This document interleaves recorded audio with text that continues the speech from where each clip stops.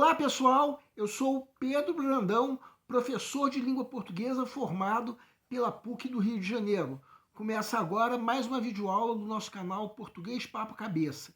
Em primeiro lugar, inscreva-se no nosso canal para não perder nenhuma das nossas próximas videoaulas e ative o sininho para receber todas as notificações. Nessa aula nós vamos prosseguir o assunto de polifonia.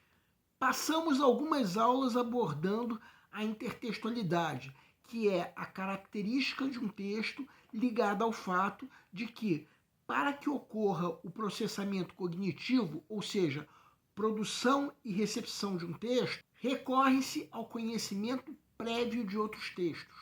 Agora nós estamos abordando um assunto que se assemelha em muito à intertextualidade, mas que não se confunde com ela. Porque na polifonia ocorre diferente. Trata-se da característica de um texto ou enunciado ligada ao fato de que em um determinado texto são encenados pontos de vista ou perspectivas de outros enunciadores que não necessariamente existem.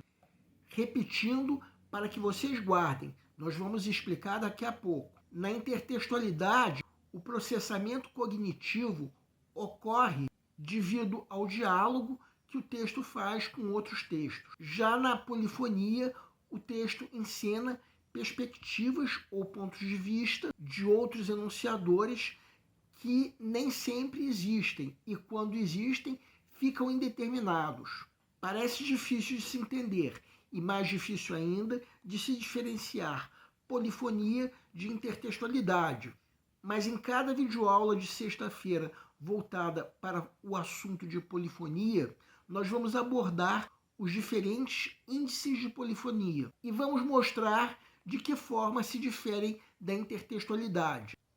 No caso dessa videoaula, o índice de polifonia que nós vamos abordar são as aspas. Muitos pesquisadores e linguistas têm entendido as aspas como um sinal de distanciamento, indicando que o porta-voz não concorda com o que está entre aspas, de modo que é exatamente o trecho entre aspas que é atribuído a um outro enunciador, que fica indeterminado. Vamos entender. Segue um quadro. Vejam esse exemplo.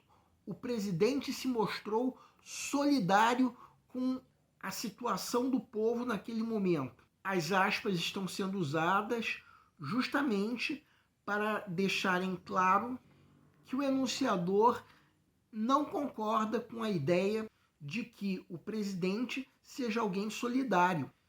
Podemos então supor que as aspas estejam aí para comentar o que um outro enunciador tivesse dito, algo do tipo: o presidente foi solidário com a situação do povo naquele momento. E seria intertextualidade, no caso explícita, se a frase fosse algo do tipo: o presidente se mostrou solidário, conforme uma moradora disse, com a situação do povo naquele momento. Reparem que nesse caso o segundo enunciador está determinado, sendo, no caso, uma moradora. Bem, nessa aula nós abordamos mais um índice de polifonia que um enunciado pode conter, no caso, as aspas. E o assunto de polifonia, por enquanto, fica por aqui. O nosso canal Português Papo Cabeça antigamente se chamava Aprenda a Língua Portuguesa. Cada vez mais estaremos focados em vocês, que estão movendo a roda da história para que seja criado um futuro melhor para todos. Então, o nosso foco principal continua sendo os vestibulandos, que terão no nosso canal uma fonte importante de estudo de língua portuguesa, onde nós ensinaremos os recursos da nossa língua para que possam, em primeiro lugar, escrever de forma adequada, entre outros textos, a redação do vestibular. Em segundo lugar, para que possam interpretar textos de forma adequada, não apenas numa prova de vestibular ou concurso, mas também na leitura de textos que ajudarão vocês a se manterem atualizados.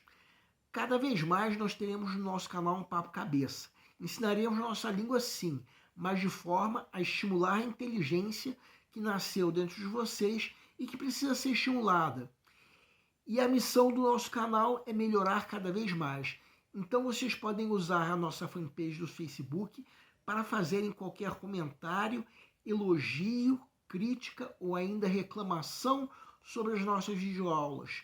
E vocês também podem usar a nossa fanpage para pedirem para esclarecer qualquer dúvida que vocês tenham sobre a matéria.